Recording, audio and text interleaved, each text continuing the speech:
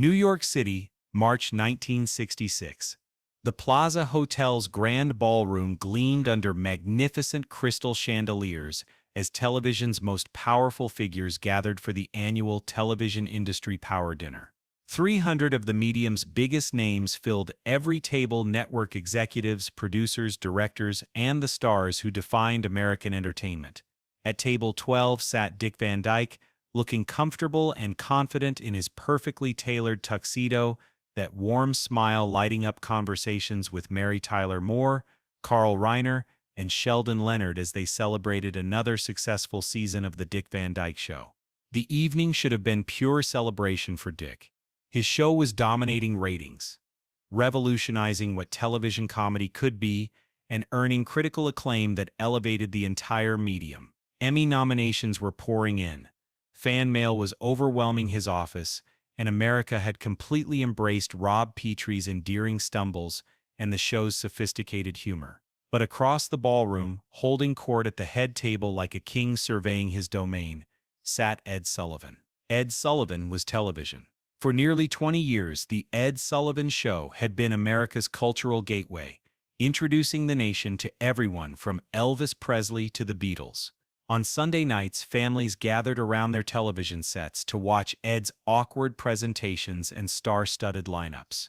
He had single-handedly created the variety show format, discovered countless stars, and wielded more power in the entertainment industry than any network executive or studio head. But Ed was also a man obsessed with control, with maintaining his position as television's ultimate gatekeeper. He decided who became famous and who remained unknown. He determined which acts were worthy of national exposure and which would languish in obscurity.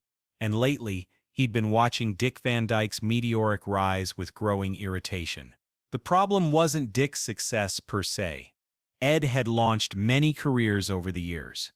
The problem was that Dick had achieved his success without Ed's blessing, without appearing on The Ed Sullivan Show, without paying homage to the man who controlled television variety entertainment. Dick Van Dyke had bypassed Ed Sullivan entirely, proving that there were other paths to television stardom. This fact gnawed at Ed in ways he couldn't quite articulate.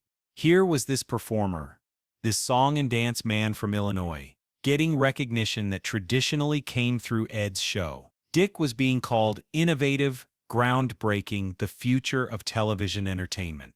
These were accolades Ed felt should be reserved for performers who had earned their stripes on his stage, under his guidance, with his approval. Ed had been drinking steadily throughout the dinner, his normally rigid posture slightly relaxed, but his eyes remaining sharp and calculating. He'd been listening to conversations about Dick's success, about the show's influence on television comedy, about how Dick was changing the landscape of entertainment. Each compliment felt like a personal slight, each praise like a challenge to his authority.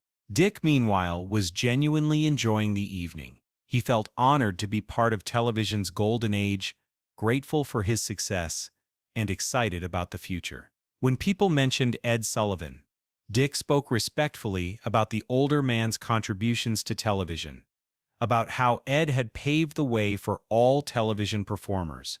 In Dick's mind, there was room for everyone to succeed in their chosen formats. But Ed saw things differently. What Ed saw was a pretender to his throne, someone who'd achieved success without proper acknowledgement of Ed's role as television's ultimate authority. Dick Van Dyke hadn't paid his dues on the Sullivan stage, hadn't submitted to Ed's judgment, hadn't earned the right to be called a television star. The formal program began at 8:30, with presentations of various industry awards. Network presidents gave speeches about television's bright future, legendary performers received lifetime achievement honors, and the atmosphere remained collegial and celebratory. When Dick was called to present the Excellence in Television Comedy Award, the applause was genuine and enthusiastic. "Ladies and gentlemen," Dick began, his voice carrying easily through the elegant ballroom, "television has given us something unprecedented in entertainment history: the ability to bring performances directly into America's living rooms every single week." He paused, looking around the room at faces he'd admired for years, We can create ongoing relationships with audiences, develop characters over time, and become part of families' weekly routines in ways that no other medium allows. Whether it's variety shows, comedies, dramas, or news programs, television lets us be intimate with millions of people simultaneously. Dick's speech was generous and inclusive, acknowledging different types of television programming without suggesting any hierarchy of importance. The beautiful thing about our medium, Dick continued, is that there's room for every kind of entertainment. Sunday nights, families can watch Ed Sullivan's variety show and see the biggest stars in the world. Wednesday nights, they can watch a situation comedy about a television writer and his family. Both experiences are valuable, both serve audiences in different ways. Ed's table had gone quiet. Several people glanced at him, trying to gauge his reaction to being mentioned. Television's strength isn't in any single format or approach, Dick concluded. It's in our collective ability to offer something for everyone, to create a weekly appointment with audiences who invite us into their homes and trust us to entertain them. That's a privilege none of us should take lightly. Dick received strong applause and returned to his table as the evening continued with more awards and presentations. But Ed's mood had darkened considerably. Being mentioned in Dick's speech felt condescending to him, as if this situation comedy actor was graciously acknowledging the real television professionals in the room. As the formal program ended and people began to mingle, Ed's careful self-control, already compromised by alcohol, began to slip entirely. He stood from the head table with the deliberate movements of someone determined not to appear intoxicated despite having consumed far too much. "Ladies and gentlemen," Ed called out, his voice cutting through the ballroom conversations with that theatrical projection that had made him famous. "May I have your attention for just a moment?" The room gradually quieted as people turned to see what the legendary Ed Sullivan wanted to say. Dick looked up from his conversation with Carl Reiner, curious but not concerned. "I want to address something that's been troubling me this evening," Ed continued, his voice carrying that authoritative tone that had introduced thousands of acts over the years. "We've heard a lot of talk tonight about the future of television, about innovation in our industry, about how wonderful situation comedies have become." Several people exchanged glances. This didn't sound like a typical industry speech, but I think we need to maintain some perspective about what real television entertainment looks like, Ed said, beginning to pace as he spoke, his movements sharp and agitated. "There's a difference between actual television stardom and situation comedy acting. There's a difference between performing for a live audience and reading lines on a closed set." The room was growing uncomfortable. Dick's table watched with increasing concern as Ed's speech took on a confrontational tone. "Now, I don't want anyone to misunderstand me," Ed continued, though his tone suggested he was about to say something very pointed. "But I think it's important that we remember how television stardom actually works in this industry." Ed paused dramatically, letting his words build tension in the room. "Take Dick Van Dyke, for example," Ed said, gesturing toward Dick's table with the theatrical flourish that had introduced countless performers. "Everyone's calling him a television star, praising his innovation, talking about how he's changing television entertainment." The ballroom went completely silent. People stopped drinking, stopped talking, stopped breathing as they realized they were about to witness a public confrontation. "But let's be honest about what Dick Van Dyke really represents," Ed continued, his voice getting louder and more cutting. "Dick is a situation comedy actor.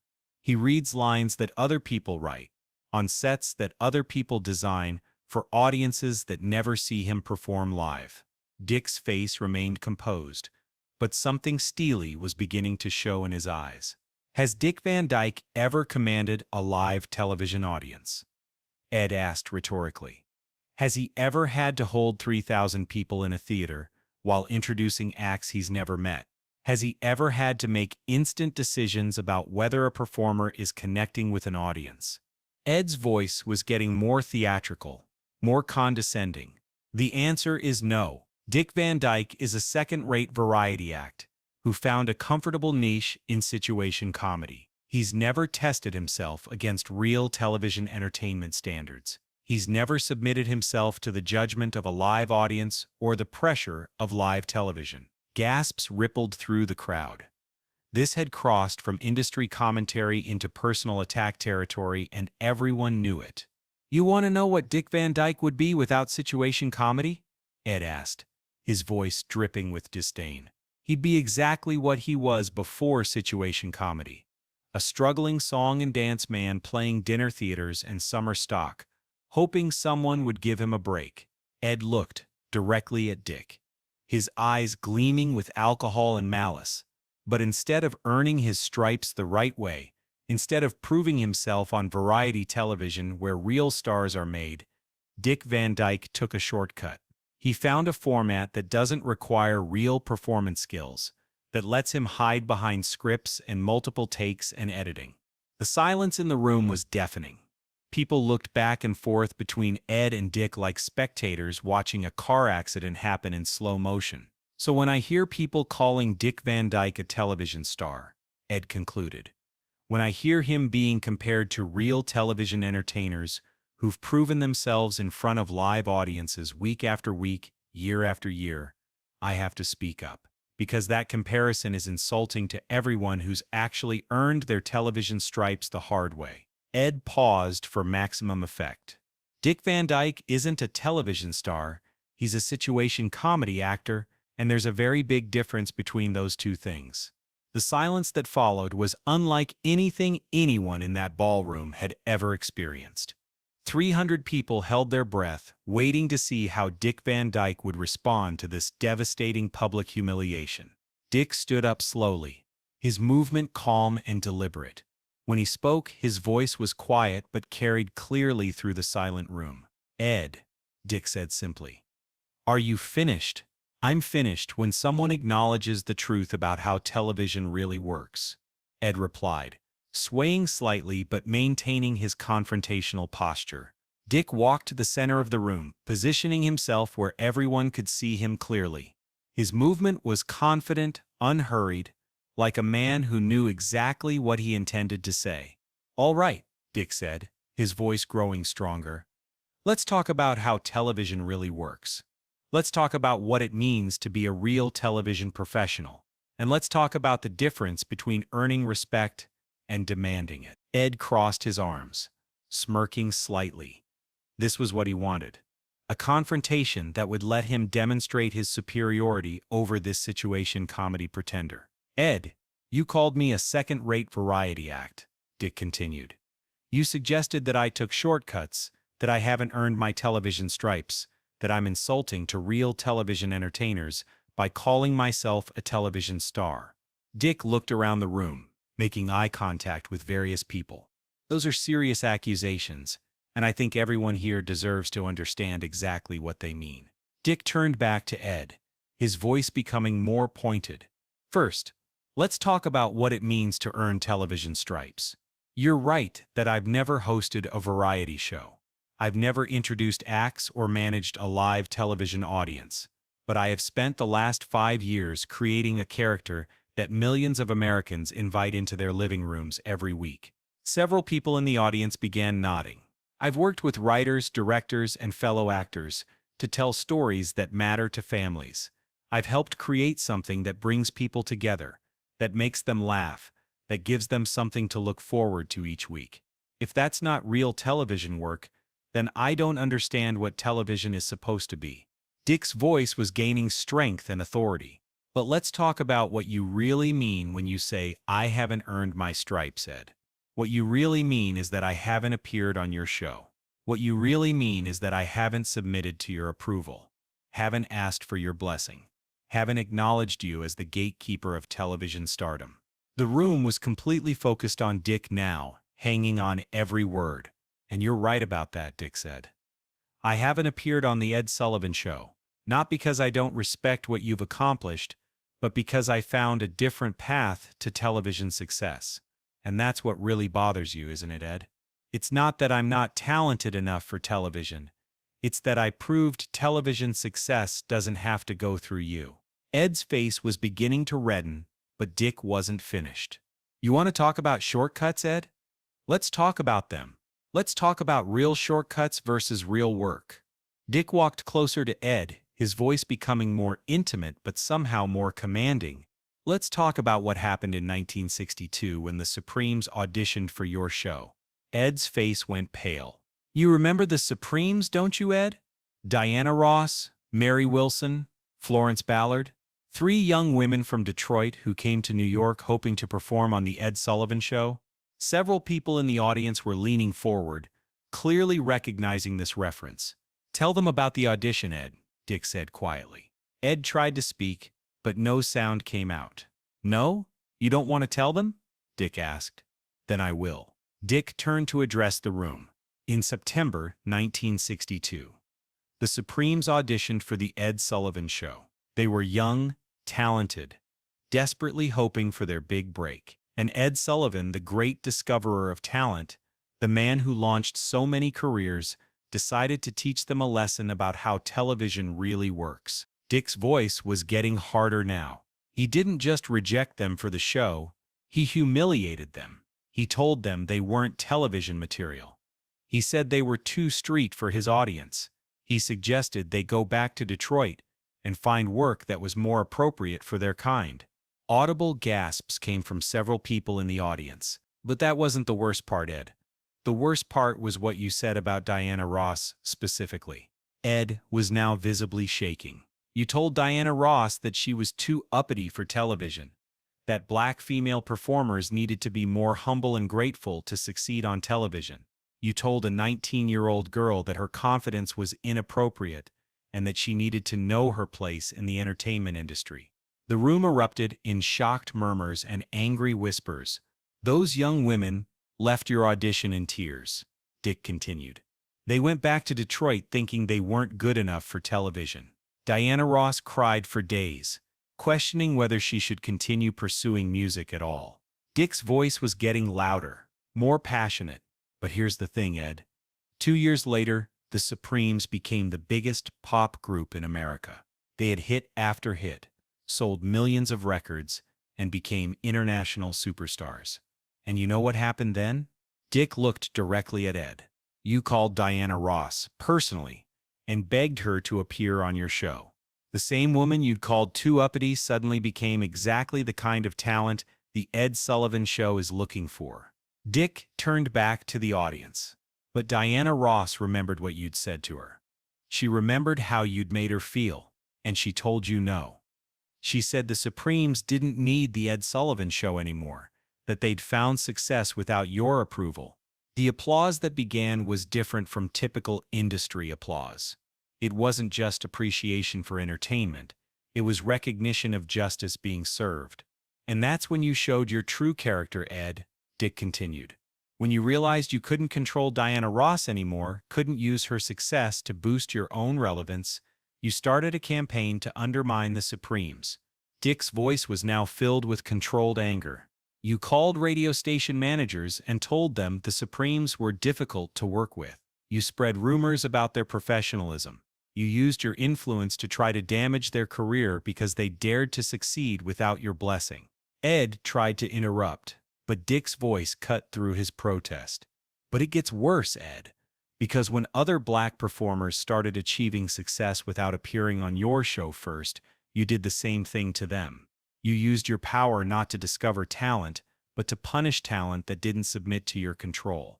Dick walked closer to Ed, his voice becoming quieter but more devastating. You want to know the real difference between us, Ed? It's not about variety shows versus situation comedies.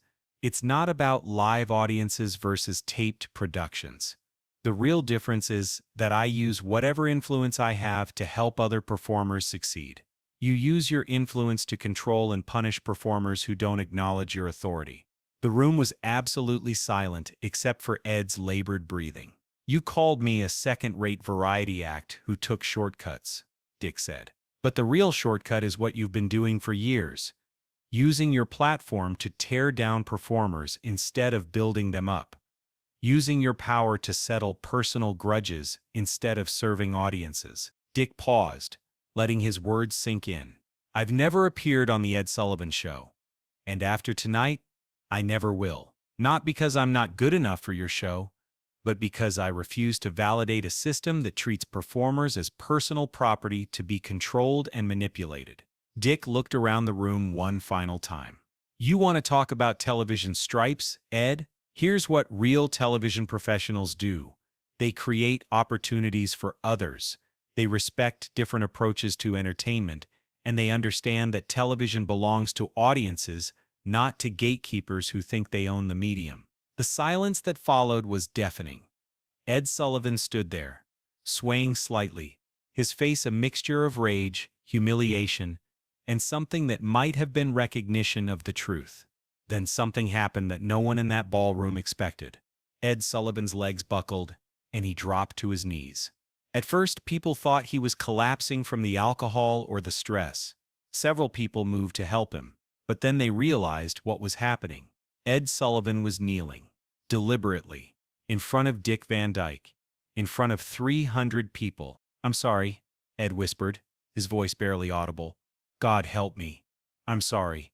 Dick looked down at this legendary figure on his knees, this man who had controlled television for 2 decades, now reduced to a broken person confronting his own abuse of power. Dick said gently, "Get up." "I can't," Ed said, tears streaming down his face. "I can't get up. What I did to those girls. To all of them. I never thought—" "Yes, you did," Dick said quietly.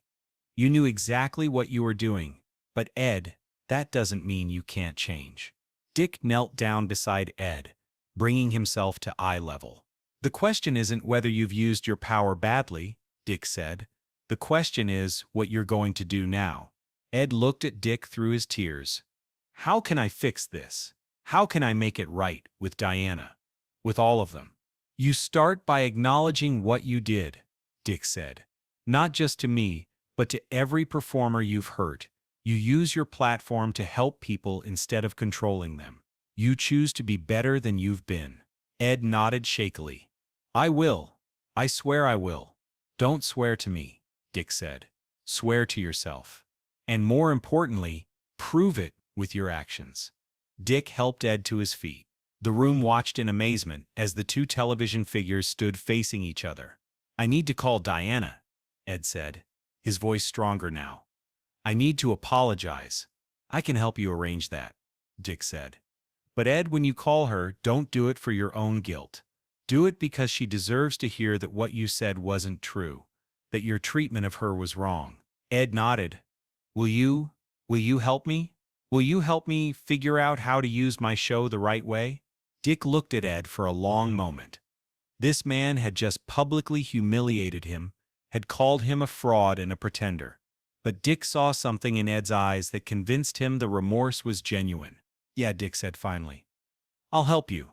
Ed turned to address the room, his voice shaking but clear.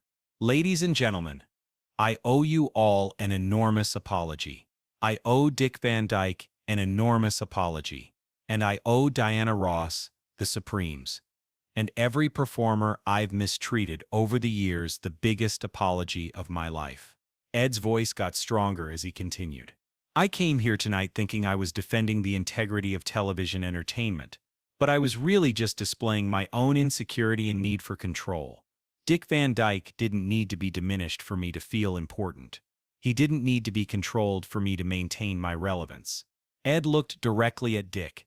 "You're not a second-rate variety act. You're a television professional who's found success through talent, hard work, and treating people with dignity. Everything I should have been doing instead of trying to control everyone else's success." The applause that followed was unlike anything anyone had heard at an industry event. It wasn't just appreciation for entertainment. It was recognition of genuine human transformation happening in real time. Ed turned back to the audience one final time. "I'm going to do better. I'm going to use the Ed Sullivan Show to celebrate performers instead of controlling them. And I'm going to spend whatever time I have left trying to earn the forgiveness I don't deserve." Over the next several weeks, the story dominated entertainment news. Ed Sullivan kneels to Dick Van Dyke read headlines across the country. But the real story wasn't about humiliation or public confrontation. The real story was about accountability, change, and the possibility of redemption. Ed did call Diana Ross. They talked for over 2 hours. The conversation was painful but healing. Ed apologized without making excuses, acknowledged the impact of his words and actions, and asked what he could do to make amends. Diana was gracious but firm. She wanted Ed to use his platform to help other young performers, especially performers of color, instead of blocking their opportunities. More importantly, Ed changed how he ran his show. He began actively seeking out diverse talent, using his platform to launch careers instead of just showcasing already established stars. He started mentoring young performers instead of intimidating them. He never became close friends with Dick Van Dyke, but they maintained a respectful professional relationship based on mutual understanding of how power should be used responsibly. Dick, for his part, continued to be exactly who he'd always been: gracious, humble, and kind. But he'd also demonstrated that kindness doesn't mean weakness, that you can be gentle while still being strong, that standing up for what's right sometimes means confronting people who abuse their power. The Ed Sullivan Show continued for several more years, but it became something different, less about Ed's control and more about celebrating the diversity of American entertainment. Ed used his remaining time in television to elevate performers instead of controlling them, to break down barriers instead of maintaining them. Years later, in 1974, Ed Sullivan was receiving a Lifetime Achievement Award. Dick Van Dyke was the presenter. "Ladies and gentlemen," Dick said to the audience, "8 years ago, this man taught me something important about courage. Not the courage to attack others when you feel threatened, but the courage to change yourself when you realize you've been wrong." Dick paused, looking directly at Ed. Ed Sullivan built television variety entertainment. He introduced America to countless performers, launched careers, and created a format that brought families together every Sunday night. But his greatest achievement wasn't any single show or any individual performer he discovered. Dick's voice got stronger. His greatest achievement was recognizing when he'd lost his way, acknowledging when he'd used his power badly, and doing the hard work of becoming better. He showed us that redemption isn't just possible. It's necessary if we want to be worthy of the influence we've been given. The applause was thunderous, but Dick held up his hand. "Ed Sullivan taught me that real power isn't about controlling others. It's about empowering others. It's not about being the gatekeeper. It's about opening gates for people who deserve to walk through them." When Ed accepted his award that night, he thanked Dick Van Dyke, not for forgiving him, not for helping him change, but for having the courage to tell him the truth when he needed to hear it. 8 years ago, Ed said to the audience, "I called Dick Van Dyke a second-rate variety act. I was wrong about everything. About Dick, about television, about what it means to be a real professional in this industry." Ed looked directly at Dick. "Dick taught me that being a television professional isn't about controlling who gets to succeed. It's about using whatever platform you have to help as many people succeed as possible. It's not about being the center of attention. It's about making sure attention goes where it's deserved." Ed's voice broke slightly. "I spent years thinking that protecting my position, maintaining my control, and demanding submission from other performers made me powerful.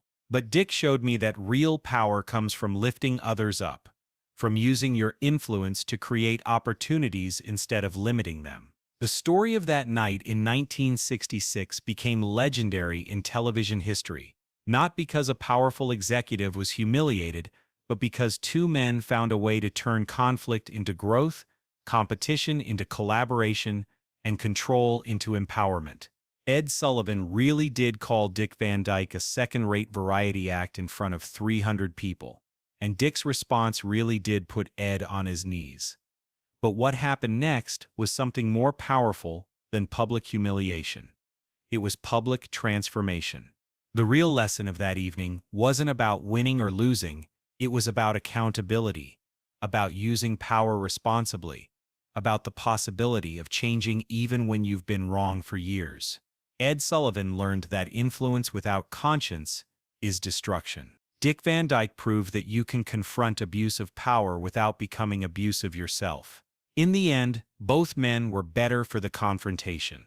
Ed became more inclusive, more aware of his impact on others' lives and careers.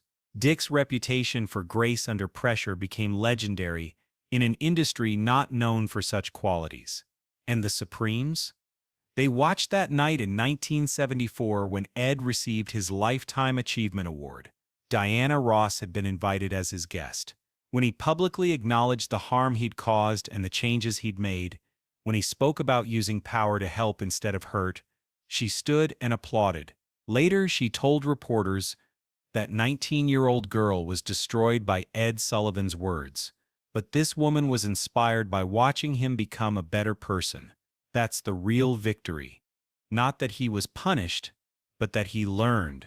That's the true story of the night. Ed Sullivan called Dick Van Dyke a second-rate variety act. It's not a story about humiliation or revenge. It's a story about growth, about accountability, about the courage to change, and about the possibility that we can all become better than our worst moments. Ed Sullivan put himself on his knees that night through his own actions and choices, but Dick Van Dyke helped him stand back up as a better man. And that's the kind of story that reminds us why we fall in love with television in the first place. Not because it's perfect, but because it's human, and because sometimes humans find ways to surprise us with their capacity for growth and redemption.